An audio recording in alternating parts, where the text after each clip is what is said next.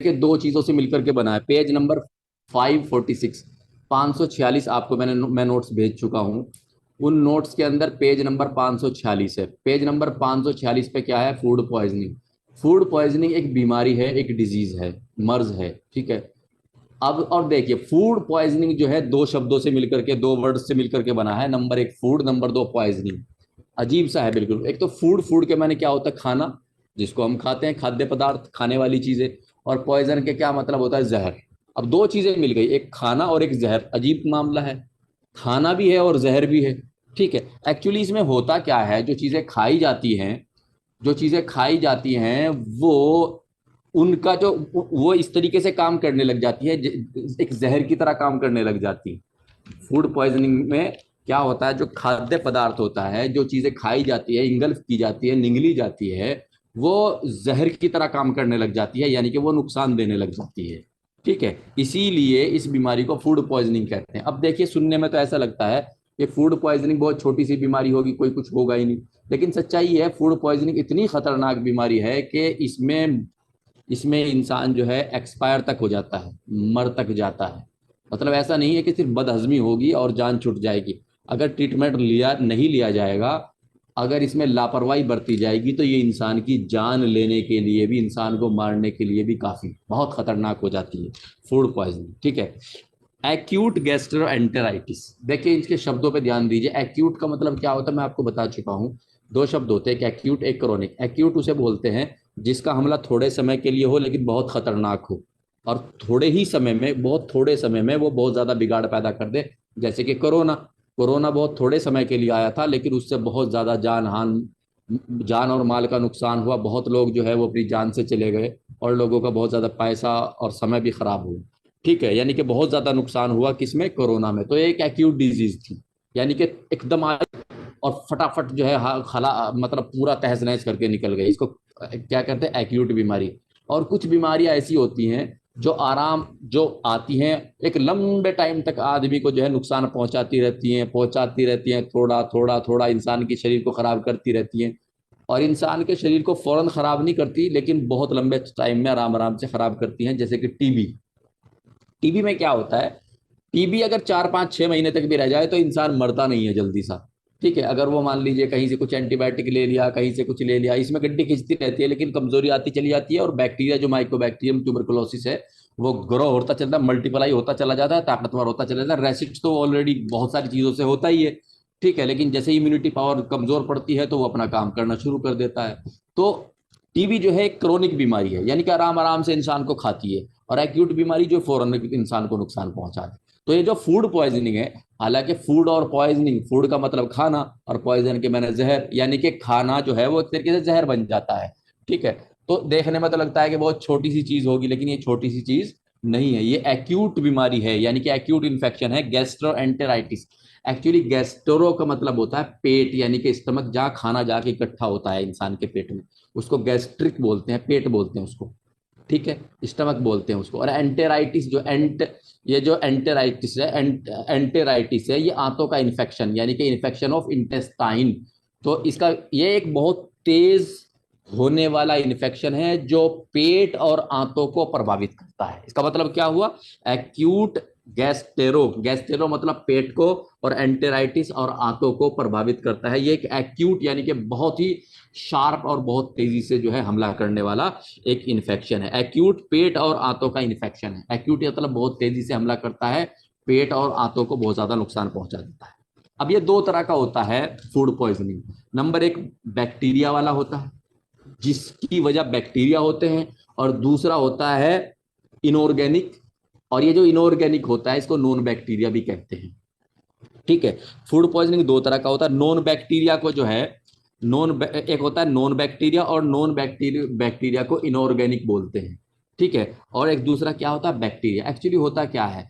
वो food poisoning जिसमें इंसान बैक्टीरिया निगल जाए, यानी कि फूड पॉइजनिंग की वजह अगर बैक्टीरिया बने, खाना वाना खाया, उसके अंदर बैक्टीरिया थे, और बैक्टीरिया जो है पेट में गए, उन्होंने फूड पॉइजनिंग यानी कि बीमारी पैदा कर दी, ठीक है। अगर बैक्टीरिया की वजह से फूड पॉइजनिंग हो रहा है तो उसको बैक्टीरियल फूड पॉइजनिंग कहेंगे।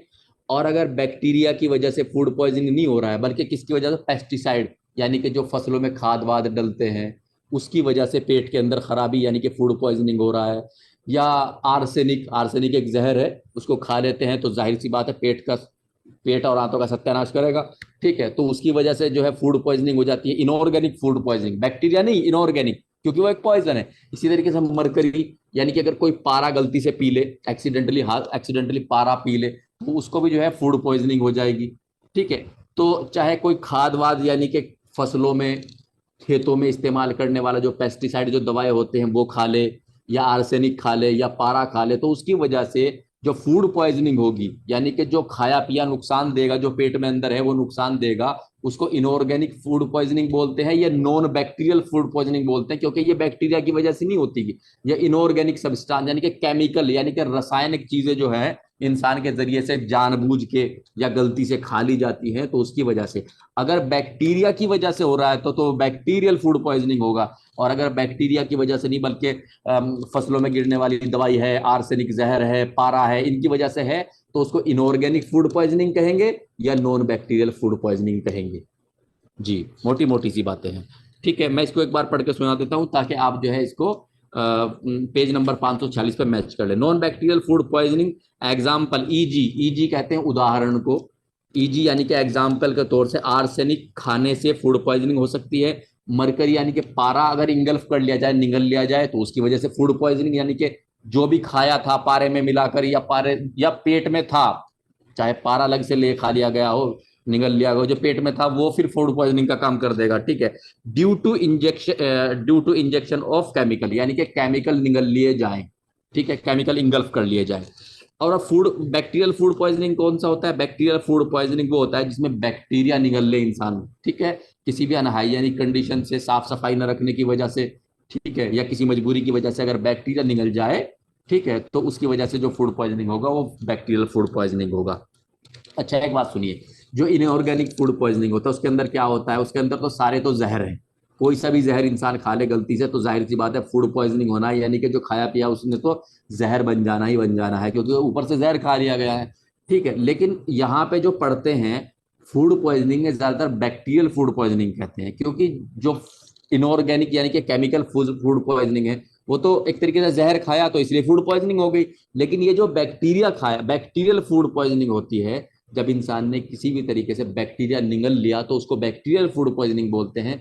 तो मेन जो पढ़ाई करते हैं वो बैक्टीरियल फूड पॉइजनिंग की ही करते हैं, बैक्टीरियल फूड पॉइजनिंग को ही समझते हैं, क्योंकि जहर के बारे में तो सबको पता है कि अगर जहर इंसान खाएगा तो पॉइजन तो बनेगा ही, जहर तो ऑलरेडी पॉइजन को बोलते हैं, और फूड जो खा रखा है तो वो फूड पॉइजनिंग हो गया। लेकिन एक्चुअली पढ़ने का मकसद होता है बैक्टीरियल फूड पॉइजनिंग, यानी कि वो बैक्टीरिया जो पेट में जाए और पेट में जाने के बाद जो है गलती से या कैसे भी मजबूरी में, मान लीजिए हाथ वाथ धोने का कोई प्रबंध नहीं था, खाना ऐसे ही खा लिया और उसमें बैक्टीरिया लगे हुए थे हाथों को, और वो खाने में लग करके पेट में चले गए तो फूड पॉइजनिंग हो गया।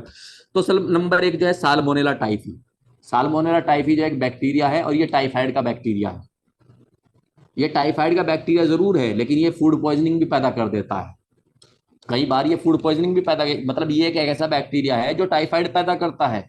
साल्मोनेला टाइफी, टाइफाइड में मैंने आपको बताया था कि टाइफाइड जो है वो बैक्टीरिया से होने वाली बीमारी है, और इसका कॉजेटिव ऑर्गेनिज्म जो है साल्मोनेला टाइफी है। लेकिन मैं आपको ये बताना चाह रहा हूं कि ये जो साल्मोनेला टाइफी है ये फूड पॉइजनिंग भी कर देता है।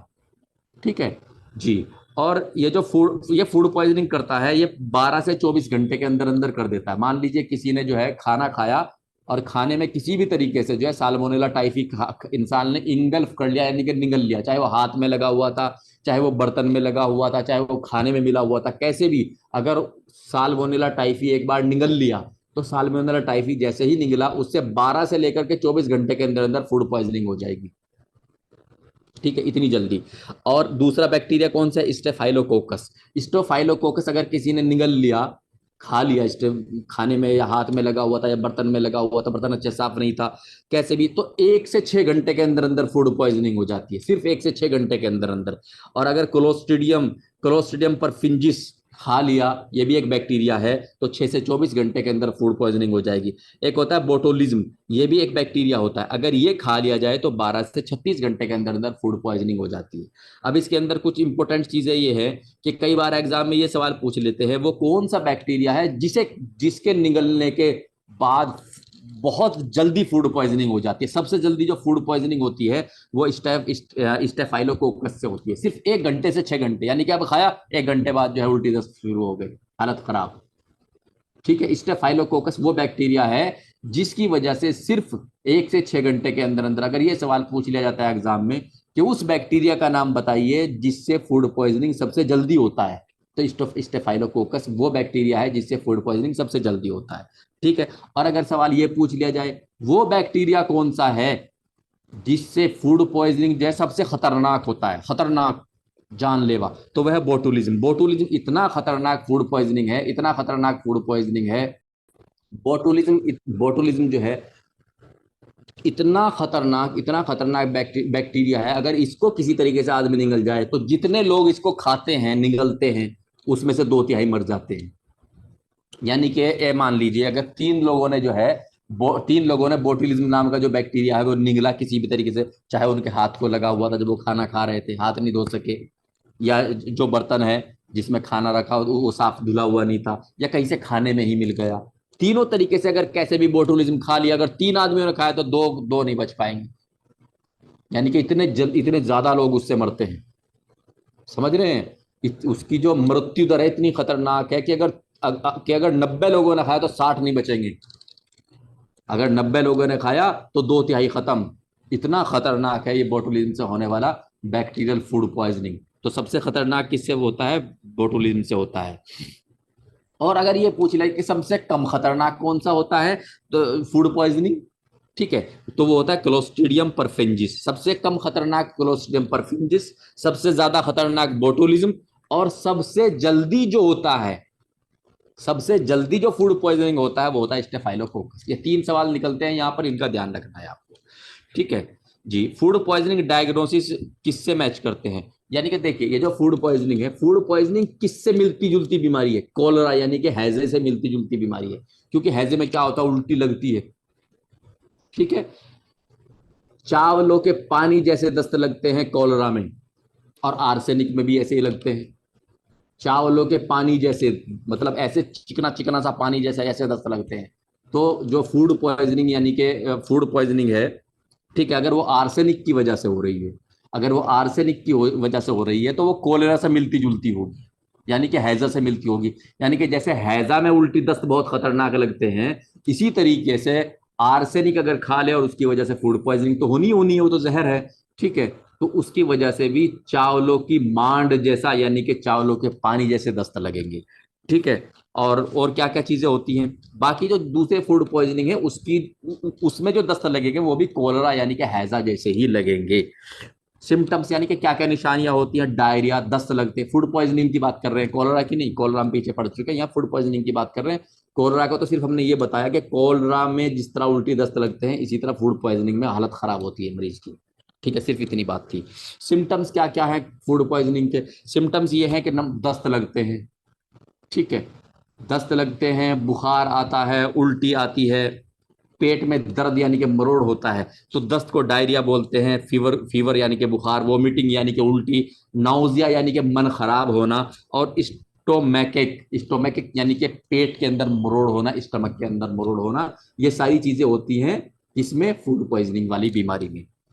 इसमें जांचें कौन कौन सी कराते हैं? स्टूल कल्चर यानी कि स्टूल की यानी कि टट्टी की जांच कराते हैं, बाकी दूसरी जांचें भी करा लेते हैं। देखिए सीबीसी तो सभी बीमारियों में तकरीबन करा लेते हैं। Combined blood count, complete blood count जो है वो तो सभी बीमारियों में करा लेते हैं, जिसमें क्या पता लगता है? हीमोग्लोबिन, टीएलसी, डीएलसी, ठीक है, एचबी का पता लग जाता है, टीएलसी का, डीएलसी का, एमसीएच, प्लेटलेट्स, इन सब चीजों का पता लग जाता है, यानी कि मोटी मोटी चीजों का पता लग जाता है। लेकिन जो मेन जांच इसमें कराते हैं फूड पॉइजनिंग, वो स्टूल कल्चर यानी कि टट्टी की जांच कराते हैं। उससे पता लग जाता है कौन सा बैक्टीरिया की वजह से फूड पॉइजनिंग हो रहा है, क्योंकि बैक्टीरिया वो जिसकी वजह से भी फूड पॉइजनिंग होगा, जाहिर सी बात है वो दस्तों में भी आएगा बैक्टीरिया, तो उससे पता लग जाएगा। और अगर कोई मान लीजिए जहर खाया है, आर्सेनिक खाया है, पारा खाया है, ठीक है, कुछ कोई जहर खाया है, तो वो भी टट्टी में पता लग जाएगा, क्योंकि वो भी स्टूल में निकलेगा जी।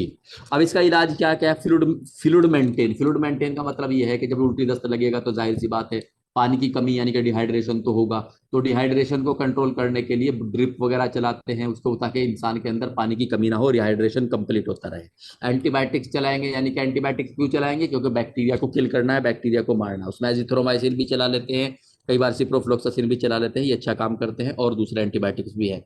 और दस्तों को कंट्रोल करने के लिए मेट्रोनिडाजोल है, और जो टीनेडाजोल है, फुराजोलिडोन है, ये सब दवाइयाँ हैं, लेकिन सारी एक साथ नहीं चलाते, अलग अलग अपने अनुभव के हिसाब से कंडीशन को देख करके चलाते हैं।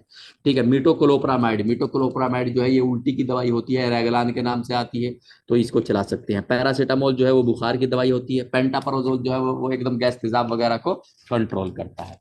ये था फूड पॉइजनिंग, जो एक बैक्टीरियल बीमारी है।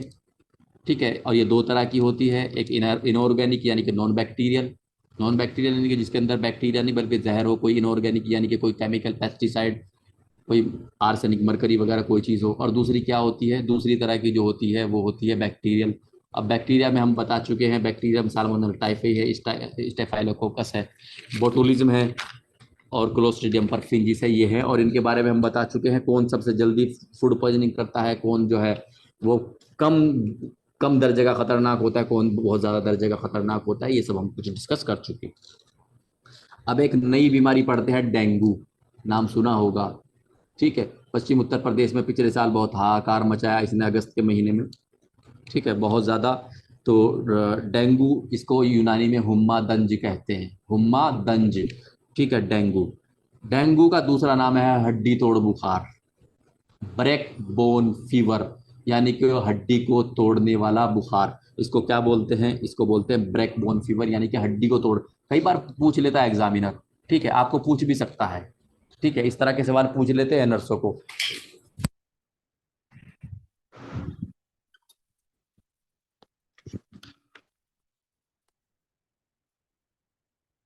जी।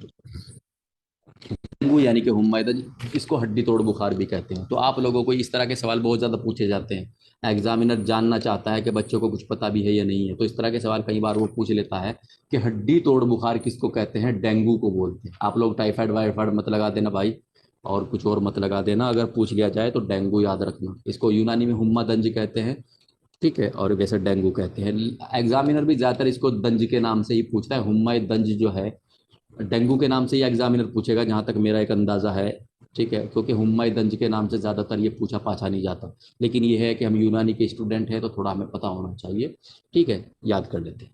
इसका कॉजेटिव एजेंट क्या है, कॉजेटिव एजेंट या कॉजेटिव ऑर्गेनिज्म, यानी कि वो बैक्टीरिया, वायरस या प्रोटोजोआ को बोलते हैं जो किसी बीमारी के लिए वजह बनता है। यानी कि ये क्यों होता है, किसकी वजह से होता है, तो ये एक वायरस से होता है। ठीक है, और उस वायरस का नाम है डेंगू वायरस। और डेंगू वायरस को जो है, जो इसमें होता है, इसको अरबो वायरस भी बोल देते हैं। ठीक है, वैसे डेंगू जिस वायरस से होता है उसको डेंगू वायरस ही बोलते हैं, लेकिन अरबो वायरस भी इसको बोल देते हैं। वेक्टर क्या है इसका, वेक्टर यानी कि देखिए बात ऐसी है, एक चीज क्या होती है, एक चीज होती है, मान लीजिए वो बैक्टीरिया, वो वायरस, वो प्रोटोजोआ जिसकी वजह से इंसान को कोई बीमारी हो रही है, उसको बोलते हैं कॉजेटिव ऑर्गेनिज्म। और एक क्या चीज होती है, एक चीज होती है वेक्टर। वेक्टर किसे कहते हैं, वेक्टर उसे कहते हैं, मैं आपको बताऊं। मान लीजिए मलेरिया जो हो रहा है वो एनोफिलीज, फीमेल एनोफिलीज मच्छर के काटने से हो रहा है, मादा एनोफिलीज मच्छर के काटने से हो रहा है मलेरिया। लेकिन ठीक है, लेकिन मलेरिया जो है एक्चुअली उसके काटने से जरूर हो रहा है, लेकिन वो पॉजिटिव ऑर्गेनिज्म नहीं, वो वेक्टर है, वो बीमारी को लेके आ रहा है। मादा एनोफिलीज मच्छर जो है वो एक वेक्टर है, वो बीमारी को लेके आ रहा है। उसकी लार में, जो मादा एनोफिलीज मच्छर है उसकी लार में जो है एक प्रोटोजोआ है जिसका नाम प्लाज्मोडियम है। तो कॉजेटिव ऑर्गेनिज्म मलेरिया का क्या हुआ, प्लाज्मोडियम।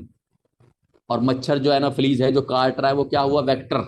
वेक्टर क्यों, क्योंकि वो बीमारी को लेके आ रहा है, उसकी वजह से, मच्छर की वजह से बीमारी नहीं होती मलेरिया, मच्छर जो है उस बीमारी को लेके, वो मच्छर उस बीमारी को लेके आता है, और आके जो है डंक घुसेड़ देता है। और डंक जैसे ही आदमी को चुभता है तो मच्छर की लार में, जो मादा एनाफिलीज मच्छर होता है उसकी लार में जो है क्या होता है, प्लाज्मोडियम नाम का प्रोटोजोआ होता है, और वो इंसान के अंदर घुस करके फिर जो है वो मलेरिया बनने का सबब या मलेरिया बनने की वजह बनता है।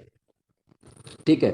तो अब इसी तरीके से जो है, जो इसका जो कॉजेटिव ऑर्गेनिज्म है वो डेंगू वायरस है, यानी कि डेंगू वायरस से होता है। लेकिन वेक्टर यानी कि वो कौन सा जानवर है जिसकी वजह से डेंगू वायरस आता है, तो एडीज इजिप्टी नाम का जो मच्छर है, एडीज इजिप्टी नाम का मच्छर जो है, उस वो इस बीमारी को लेके आता है, डेंगू को, उसके काटने की वजह से होती है। लेकिन उसके काटने की वजह से नहीं होती, उसके काटने के बाद होती है। उसके काट वो जब काटता है तो काटने के बाद इंसान के अंदर क्या छोड़ देता है, इंसान के अंदर छोड़ देता है डेंगू वायरस, और वो डेंगू वायरस जो है फिर वो डेंगू पैदा कर देता है। मच्छर जो है, मच्छर इंसान के अंदर डेंगू वायरस छोड़ता है।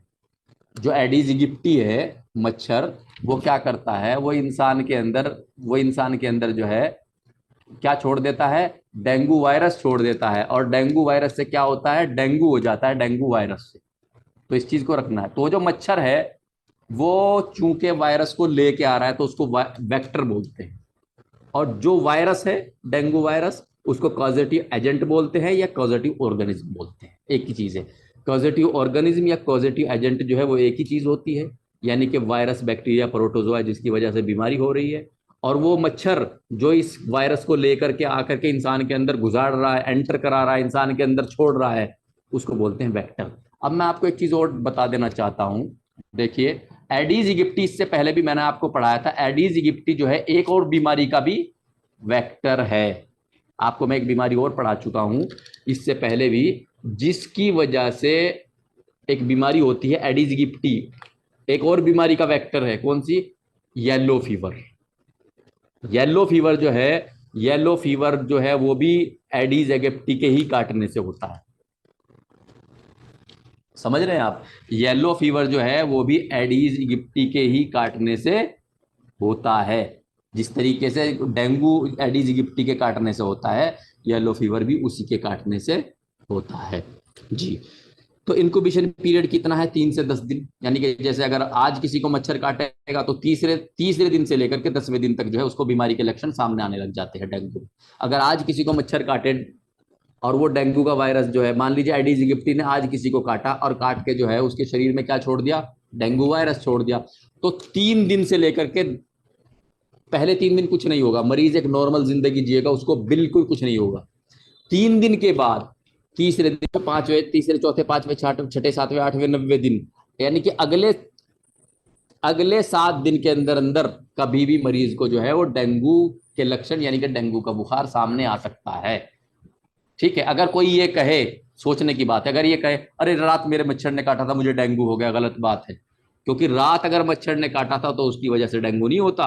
डेंगू किसकी वजह से होता है, जो मच्छर 3 दिन या 4 दिन या 5 दिन या 6 दिन या 7 दिन या 8 दिन या 9 दिन या 10 दिन पहले जिसने काटा था, उसकी वजह से होगा। ठीक है। इनक्यूबेशन पीरियड कैसे कहते हैं, इनक्यूबेशन पीरियड इसे कहते हैं, मान लीजिए आज किसी को मच्छर ने काटा और डेंगू वायरस छोड़ दिया मच्छर ने उसके शरीर में, तो 3 दिन से लेकर के 10वें दिन तक बुखार आएगा। अगर कोई ये कह रहा है कि रात मुझे मच्छरों ने खाया था अभी मुझे डेंगू हो गया, वो गलत बोल रहा है, क्योंकि 3 दिन तो से कम चाहिए ही चाहिए होते हैं। ठीक है। फिर वो चाहे चौथे दिन आ जाए, 5वें दिन आ जाए, छठे दिन आ जाए, 7वें दिन आ जाए, 8वें दिन आ जाए, 9वें दिन आ जाए, 10वें दिन आ जाए, किसी भी दिन आ जाए, अगले वो जो है एक हफ्ते में 3 दिन के बाद कभी भी आ सकता है। समझ रहे हैं आप लोग जी। तो इसका जो इंक्यूबेशन पीरियड कितना है, 3 से 10 दिन। सिम्टम, निशानियां क्या क्या होंगे, वही जो सभी बुखारों में होती है। बुखार आएगा, फीवर, बॉडी एक शरीर में दर्द होगा, loss of appetite, loss of appetite यानी कि भूख कम लगने लग जाएगी, वीकनेस, कमजोरी बहुत ज्यादा आ जाएगी। सैडल बैक फीवर, देखिए अलग अलग बुखारों में अलग अलग तरह का बुखार आता है। टाइफाइड में कौन सा बुखार आता है, लैडर स्टेप फीवर आता है, आप लोगों को मैं बता चुका हूं। ठीक है। तो भूल मत जाना इनको, जो मैं क्वेश्चन आपको देता हूं वो एक एक सवाल याद कर लेना। आपके लिए संजीवनी है ये सवाल जो है आपको एग्जाम पास करा देंगे। समझ रहे हैं, क्योंकि ये पूरा का पूरा सिलेबस है जो मैं पढ़ा रहा हूँ, और मैं उम्मीद करता हूँ कि इस सिलेबस से तो बाहर नहीं आना चाहिए। तो ये जो क्वेश्चन है ये आपके लिए बहुत अच्छी चीज साबित होने वाले हैं। जो स्टूडेंट अभी अगर अभी जो है मतलब नहीं कर पा रहे हैं किसी वजह से, तो उन स्टूडेंट को भी जो है सवाल करने शुरू स्टार्ट कर देने चाहिए। तो सैडल बैक फीवर ये होता है। फीवर, सैडल बैक फीवर में क्या होता है, बुखार आता है, सिर दर्द होता है, और जीआई प्रॉब्लम यानी कि पेट में जो है उल्टी लग सकती है, दस्त लगते हैं, कच्चा जी यानी कि बन खराब हो सकता है। ठीक है। यानी कि गैस्टेरो इंटेस्टाइनल प्रॉब्लम यानी कि आंतों और पेटों की दर्द, या पेट में मरोड़ वरोड़ हो सकती है, दस्त हो सकती है, कब्ज हो सकता है, कुछ भी हो सकता है। ठीक है। किसमें, सैडल बैक फीवर में। सैडल बैक फीवर कौन से बुखार में आता है, डेंगू बुखार में आता है। ठीक है। इसके अलावा पेट पेट का सख्त होना, पेट क्यों सख्त होता है, क्योंकि इसमें हिपेटोमीगेली हो जाती है, यानी कि लीवर बढ़ जाता है। इसके अलावा क्या होता है, retro orbital pain. Retro orbital pain का मतलब क्या होता है, डेंगू में आंख के अंदर जो आंख का ढेला है ना, ऑर्बिटल, आंख का जो ढेला है, आंख के अंदर क्या होता है, आंख के अंदर डेंगू में दर्द, मीठा मीठा सा दर्द रहता है, भारी भारी सा रहता है इंसान को। इसीलिए जो डेंगू का मरीज होता है उसको स्पेशल बोल देते हैं कि तुम्हें मोबाइल नहीं देखना। डेंगू के मरीज को स्पेशल बोल दिया जाता है कि आपको मोबाइल नहीं देखना, क्योंकि क्योंकि आंख के अंदर दर्द होता है। ठीक है। जो आंख के अंदर जो मतलब पेन होता है, इस वजह से जो अंदर नर्व है वो मतलब प्रभावित होने लग जाती है, तो उसकी वजह से जो है दर्द होना शुरू हो जाता है। तो क्या बोलते हैं उसको, उसको बोलते हैं कि आपको जो है मोबाइल वोबाइल नहीं देखना। और आंख के अंदर क्या होता है, retroperitoneal pain, sorry, retro orbital pain, यानी कि पूरे के पूरे ढेले में अंदर जो है भारीपन होता है उसकी वजह से। ठीक है। अब ये जो डेंगू बुखार है, थोड़ा सा मैं आपको बताता चलूं। ये जो डेंगू बुखार है, डेंगू बुखार का मामला कुछ इस तरीके से है। डेंगू बुखार का कुछ इस तरीके से हिसाब किताब है कि डेंगू बुखार में इसकी तीन स्टेजेस हैं। तीन स्टेजेस कह लीजिए, तीन फेज कह लीजिए। क्या होता है, सबसे पहले होता है अनडिफरेंशिएटेड फीवर, यानी कि सबसे पहले बुखार बुखार आता है। फिर क्लासिकल डेंगू फीवर, यानी कि बुखार और बढ़ता है। फिर डेंगू हेमरेजिक फीवर, यानी कि ऐसा बुखार जिसके अंदर हेमरेज होना शुरू हो जाता है, खून बहना शुरू हो जाता है। और उसके बाद डेंगू शॉक सिंड्रोम, जिसमें शॉक तक में जा सकता है मरीज, ऐसा डेंगू। ठीक है। एक तरीके से ये डेंगू के चार स्टेज हैं, यानी कि पहला स्टेज, दूसरा स्टेज, तीसरा स्टेज, चौथा स्टेज। तो पहला जो है अनडिफरेंशिएटेड होगा, दूसरा क्लासिकल होगा, तीसरा डेंगू हेमरेजिक होगा, और चौथा होगा डेंगू शॉक सिंड्रोम। ठीक है। ये चार तरह का, पहला जो है नॉर्मल बुखार आएगा, दूसरे में जो है क्लासिकल डेंगू, यानी कि इसमें बुखार की तीव्रता बढ़ जाती है दूसरे वाले में। और तीसरे वाले दर्जे में क्या होता है, डेंगू हेमरेजिक फीवर, यानी कि इसमें ब्लीडिंग होने का चांस बचता है। आपने देखा भी होगा कि जो डॉक्टर डेंगू का इलाज करते हैं वो अपनी दीवारों पर लिख के देते हैं, अगर मरीज को कहीं से भी नाक से, मुंह से, पेशाब में, टट्टी में खून आए तो डॉक्टर को फौरन इन्फॉर्म करे, डॉक्टर को फौरन बताए। ये लिखा होता है। जो फिजिशियन इनका इलाज करते हैं, एडमिट वेडमिट करते हैं ना मरीजों को भर्ती करके रखते हैं, तो वो लिख करके रखते हैं अपनी दीवारों पर चिपका विपका के, या फिर अपने जो स्टाफ होता है उनको बता के रखते हैं कि भाई अगर कोई भी मरीज जो है ब्लीडिंग की कंप्लेन बताए तो फौरन बताना है, ताकि उसमें फिर आगे जो है उसका प्रॉपर और दूसरी हिसाब से ट्रीटमेंट किया जा सके। समझ रहे हैं आप? जी। तो पहले में क्या होता है, नॉर्मल सा बुखार आता है, दूसरे में जो है उसकी तीव्रता बढ़ जाती है, तीसरे में डेंगू हेमरेजिक फीवर, ये इतना खतरनाक होता है कि इसमें कहीं से भी ब्लीडिंग हो सकती है। और चौथा क्या होता है, शॉक जा सकता है, शॉक यानी कि इंसान एक तरीके से बेहोश। ठीक है। इन्वेस्टिगेशन कौन कौन से कराते हैं, नंबर एक तो होता है इसका वायरल एंटीजन NS1। डेंगू के लिए जो जांच होती है वो वायरल एंटीजन NS1 होता है। डेंगू IgG या IgM होता है, इसके लिए RT-PCR भी होती है। और एक जांच जो होती है CBC, कंप्लीट ब्लड काउंट, वो तो हम सभी बीमारियों में तकरीबन करा ही लेते हैं, जिससे कि हमें प्लेटलेट्स का, WBC का, ठीक है, यानी कि वाइट ब्लड सेल्स का, और जी क्या कहते हैं, DLC का, और प्लेटलेट्स का, और हीमोग्लोबिन का, इनका थोड़ा पता लग जाता है कि जनरल सी कंडीशन हमारे सामने आ जाती है। लेकिन इसके जो मेन जांच है वो वायरल एंटीजन NS1 है, डेंगू IgG है, IgG और IgM है, और RT-PCR। जी। बचाव क्या है, बचाव ये है कि इसका जो वेक्टर है, यानी कि एडिस एगिप्टी जो मच्छर है, उससे बचने के प्रयास करते हैं, क्योंकि वही जो है इंसान के शरीर में क्या करता है, डेंगू को छोड़ता है। ठीक है। मच्छरों से बचाव करते हैं, मच्छरदानी का इस्तेमाल करते हैं, केमिकल वेमिकल जो है उसका इलाज उसका। और सरकार की तरफ से जो फोग छोड़ा जाता है जो कि मच्छरों को मार देता है, जो वो धुआं सा छोड़ा जाता है। DDT भी छिड़क जाती है, वो लार्वा को खत्म करती है, यानी कि इसको खत्म करती है। नूर बेटा आके खोल के पढ़िए। जी। अब डेंगू वैक्सीन होती है, आपने सुना होगा कि डेंगू के लिए वैक्सीन भी लगती है। कैसे लगती है, मान लीजिए आज पहली खुराक लगी, 6 महीने के बाद दूसरी डोज लगेगी, और उसके 6 महीने बाद तीसरी खुराक लगेगी, यानी कि 0 डेज पे। जैसे कि 0 डेज का मतलब है पहली खुराक अगर आज लगती है तो 6 महीने बाद दूसरी खुराक लगेगी, और तीसरी जो खुराक लगेगी वो अगले 6 महीने बाद, यानी कि 12 महीने के बाद लगेगी डेंगू में। और डेंगू की जो वैक्सीन है ये नेशनल इम्यूनाइजेशन शेड्यूल, यानी कि सरकार की तरफ से नहीं लगती, ये प्राइवेट ही लगवानी होती है। डेंगू की जो वैक्सीन है ये प्राइवेट लगवानी होती है, सरकारी तौर से ये नहीं लगती। ठीक है। जी। अब कई चीजें हैं जो कि डेंगू डेंगू से संबंधित है, बहुत इंपॉर्टेंट है, उनका जिक्र कर लेते हैं। नंबर एक, थ्रोम्बोसाइटोपिनिया। थ्रोम्बोसाइटोपिनिया जो है किसको कहते हैं, प्लेटलेट्स के कम हो जाने को थ्रोम्बोसाइटोपिनिया कहते हैं। ठीक है, प्लेटलेट्स कम हो जाती है किसमें, डेंगू में, थ्रोम्बोसाइटोपिनिया हो जाता है। थ्रोम्बोसाइटोपिनिया मतलब प्लेटलेट्स का कम हो जाना, थ्रोम्बोसाइटोपिनिया। ठीक है, तो थ्रोम्बोसाइटोपिनिया हो जाता है किसमें, डेंगू में। हिपेटोमिगेली, हिपेटोमिगेली कहते हैं लीवर का बढ़ जाना, लीवर बढ़ जाता है डेंगू में। हीमोग्लोबिन, हीमोग्लोबिन पे कोई फर्क नहीं पड़ता। अगर एग्जाम में ये पूछ लिया जाए कि हीमोग्लोबिन, क्या हीमोग्लोबिन कम होता है डेंगू में, नहीं, हीमोग्लोबिन पे कोई फर्क नहीं पड़ता डेंगू में जी। एक होता है क्लासिकल, क्लासिकल डेंगू फीवर जो है, एक्चुअली ये जो क्या कहते हैं ब्रेक बोन फीवर है, यानी कि हड्डी तोड़ बुखार है, कौन से को बोलते हैं, क्योंकि इसकी तो चार दर्जे हैं, चार स्टेज है। नंबर एक अनडिफरेंशिएटेड है, क्लासिकल है, डेंगू हेमरेजिक है, और शोक क्या कहते हैं, डेंगू शोक सिंड्रोम है। तो कौन से डेंगू की कौन सी स्टेज को, डेंगू की कौन सी स्टेज को ब्रेकबोन बोलते हैं, ये सवाल भी कई बार पूछ लेते हैं। तो इसकी जो दूसरी स्टेज है, जिसको क्लासिकल डेंगू फीवर होता है, इसमें बहुत ज्यादा दर्द होता है मरीज को, इसलिए जो दूसरी स्टेज है जिसको क्लासिकल डेंगू फीवर बोलते हैं, इसी को ब्रेकबोन फीवर भी कह देते हैं। डेंगू की दूसरी स्टेज यानी कि क्लासिकल डेंगू फीवर को बोल देते हैं। डेंगू में प्लूरल इफ्यूजन हो सकता है, यानी कि जो फेफड़ा होता है ना इंसान का, जो इंसान का फेफड़ा होता है, फेफड़े के चारों तरफ एक झिल्ली, मतलब फेफड़ों को जो एक कवर करती है, वो एक झिल्ली कवर करती है। फेफड़े को क्या कवर करती है, झिल्ली होती है। उस झिल्ली के और फेफड़े के बीच में कई बार क्या होता है, प्लूरल इफ्यूजन, यानी कि पानी जमा हो जाता है, पानी इकट्ठा हो जाता है। ठीक है, उस झिल्ली के, जो कि फेफड़े के, जो कि एक झिल्ली होती है, उस झिल्ली और फेफड़े के बीच में पानी इकट्ठा हो जाता है, उस झिल्ली को क्या बोलते हैं, प्लूरा, सॉरी प्लूरल मेम्ब्रेन, उसको प्लूरल मेम्ब्रेन बोलते हैं या प्लूरा बोलते हैं। और फेफड़ा हो गया, लंग हो गया, तो फेफड़ा और प्लूरल मेम्ब्रेन के बीच में, यानी कि जो झिल्ली है जो फेफड़े के ऊपर चढ़ी हुई है, उसके बीच में पानी इकट्ठा हो जाता है, जिसको प्लूरिसी बोल देते हैं। ठीक है, और उसको प्लूरल इफ्यूजन भी बोल देते हैं। तो प्लूरल इफ्यूजन, डेंगू में प्लूरल इफ्यूजन यानी कि फेफड़े के अंदर, फेफड़े और फेफड़ी के झिल्ली के अंदर पानी भी भर सकता है।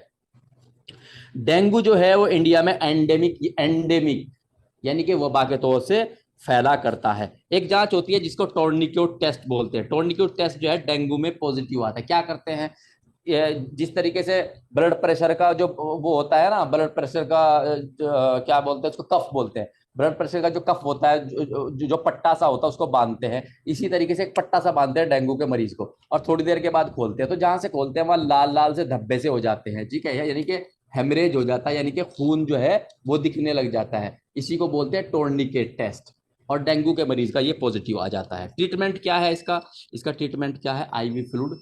आईवी फ्लूइड यानी कि, आईवी फ्लूइड यानी कि चूंकि इंसान जो है वो रोटी वोटी उसकी बंद कर देते हैं, जिगर जो है वो सूज जाता है, तो होता क्या है, उसको फ्लूइड थेरेपी पे, यानी कि उसको बोतल बोतल लगाते हैं, लेकिन इतना ज्यादा नहीं लगाते कि उसके पेडू में पानी भर जाए, फेफड़ों में पानी भर जाए, दिमाग में पानी भर जाए, इतना ज्यादा नहीं लगाते, बहुत तरीके से लगाते हैं।